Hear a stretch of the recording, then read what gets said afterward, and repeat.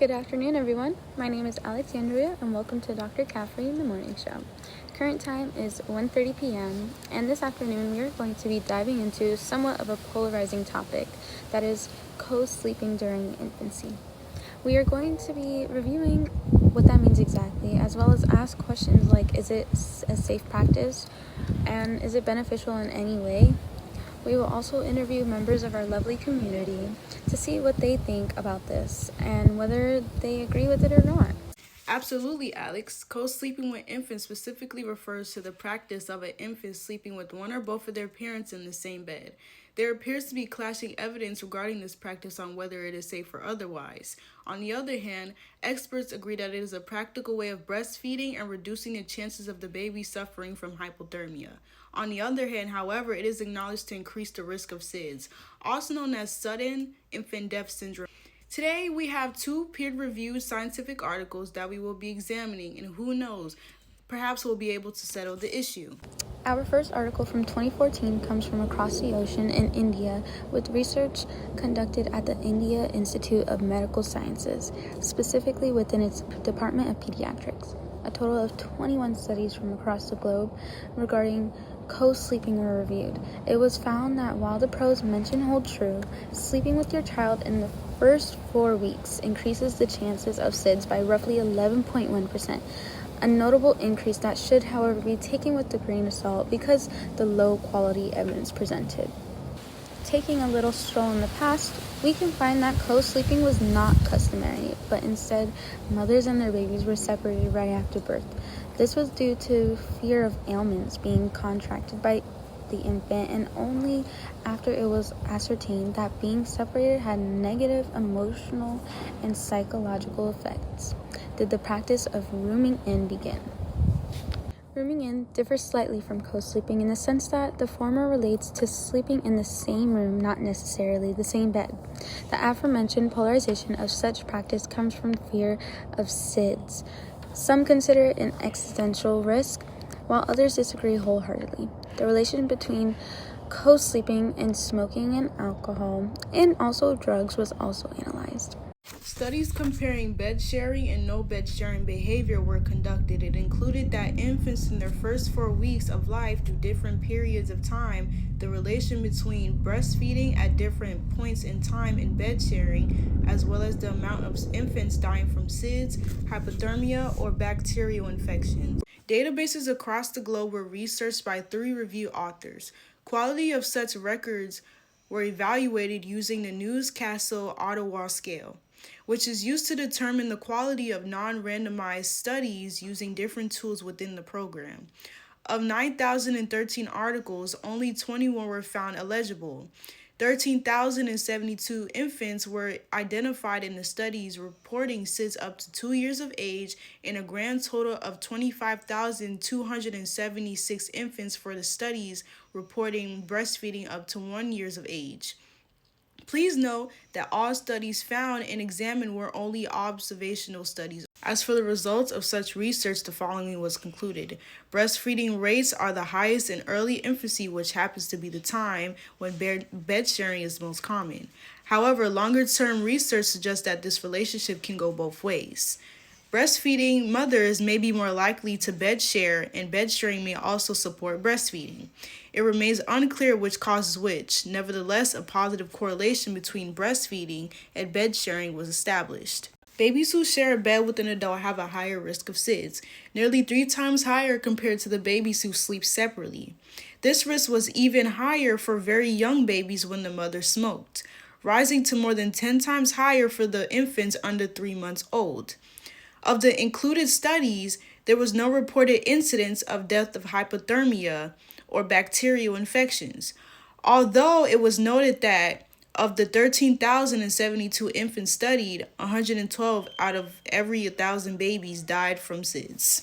Researchers, however, in spite of all this data, stressed that evidence is low quality and not strong enough to draw a true conclusion, especially about which babies are most at risk. That is why we are presenting an additional article providing further information and data on this subject. This next article from 2017 by Straw J and Jones P in the United Kingdom delves deep into the correlation between co-sleeping and SIDS, also noting that there are few studies available because of the possible fears by the parents of being judged, as it is found in the studies by Ford in 2015 and Harrison in 2012.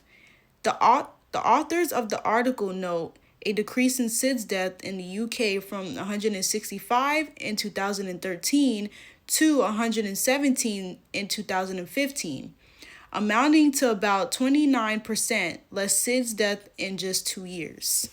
This is because of the strong efforts to spread awareness by various government agencies like the Department of Education and the Department of Health. However, in this article, researchers aim to discuss both the risks and benefits of co-sleeping.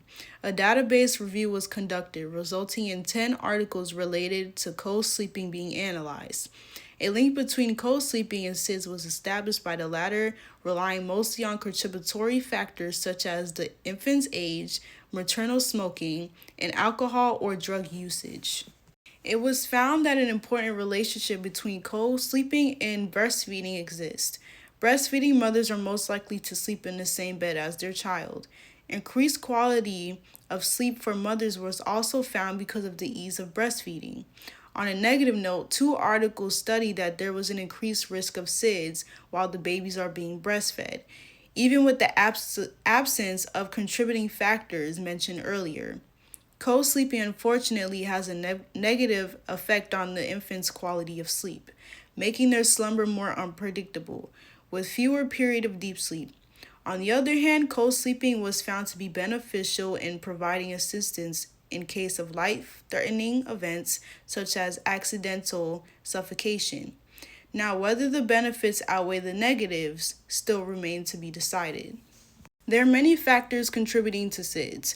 Unsafe sleep surfaces, alcohol consumptions, smoking, drug usage, and the age of the infant. A 5 times greater SIDS risk was found in 2013 for breastfed babies under the age of 12 weeks co-sleeping with their parent. Despite these findings, evidence regarding the relationship between co-sleeping and SIDS still tend to still be non-exhaustive. It is, however, agreed upon that there is a very strong relation between SIDS and contributing factors like smoking and drug usage. The following articles support the latter. McGarvey in 2006, Veneman in 2012, Carpenter in 2013, and Glasgow in 2006. Health organizations still recommend that the safest place for the baby to sleep in is in a separate cot placed next to the parent's bed. Ultimately, research on the relationship between co-sleeping and SIDS specifically remains inconclusive and contradictory, leaving it up to the parents to make decisions about sleep arrangements, as long as they are informed of the potential risks that may be incurred. Due to the ongoing uncertainty surrounding the link between co-sleeping and SIDS, we took to the streets to hear directly from you. We asked parents about their experiences with co-sleeping, whether it's something they have practiced or currently practice, and for those without children, whether it's something they would consider, and their overall opinions on the topic. Hey, my name's Elena, and I'm a mom. Okay, so what do you think about co-sleeping with an infant? Do you think it's a safe practice? Am I supposed to be honest? Yeah. I think it depends. Mm-hmm. So I have 3 children, and I did not specifically co-sleep with them, but I nursed all 3 children, and so I would lay them next to me and nurse, and sometimes we fell back asleep. But once I noticed we were asleep, I would place them in their crib just to, prevent any accidents from happening. Yeah? Oh, well, this is just the next question. Have you ever slept in the same bed as your baby? If so, what was it like for you? Yes, I have. There's been nights that I have slept with them more as they got older, not when they were like infants. It's great. It's a bonding experience, obviously, as a mom to sleep with your kids, but I think I don't sleep. I would be the easiest thing. I don't sleep because I'm so nervous that there's a little one sitting next to me that oftentimes I would end up putting them back in their crib. Yeah. Do you have any advice or tips for future parents regarding this? I think my advice is to do what you're most comfortable with. You know yourself and how you sleep. I know that I'm not a heavy sleeper, so if I was a heavy sleeper, I would not sleep with a child or even nurse a child laying next to me knowing I could fall back asleep. So my advice would be, you know yourself and how you sleep. Yeah. So, do you know about sudden infant death syndrome and its relation with co-sleeping? And do you think there's a relation at all? I do.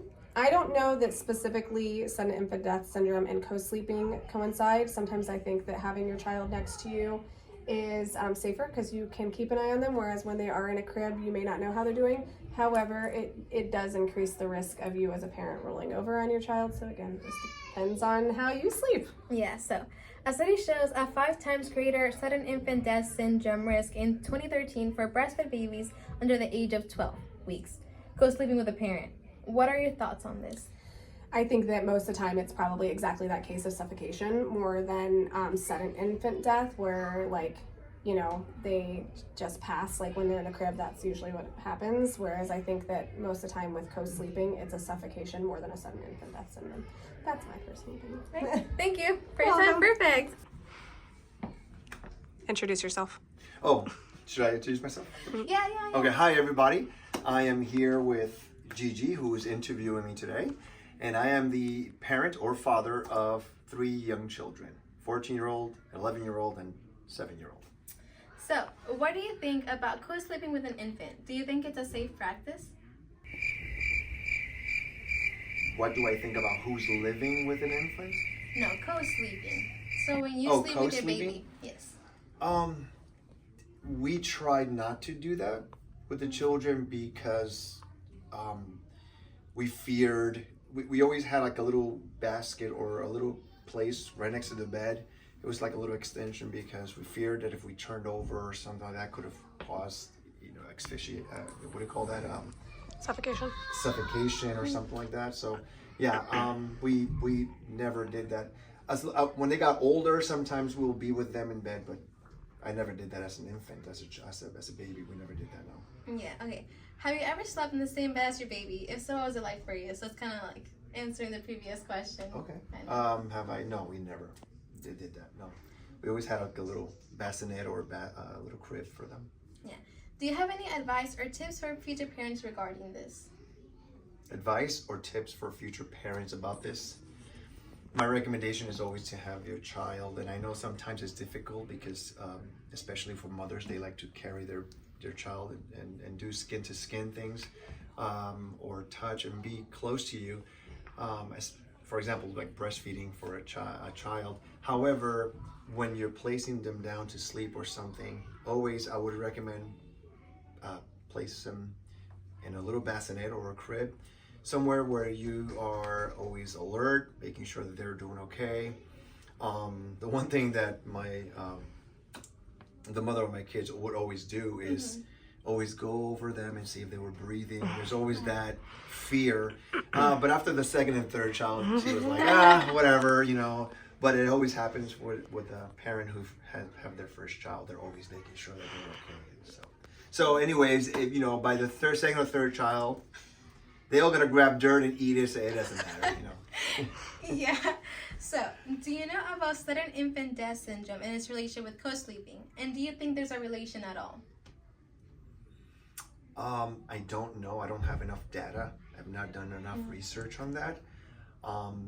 Is there a relation? I'm not sure. But that's a great question. Yeah. Well, a study shows 5 times greater sudden infant death syndrome risk in 2013 for breastfed babies under the age of 12 weeks co-sleeping with a parent. What do you think about this?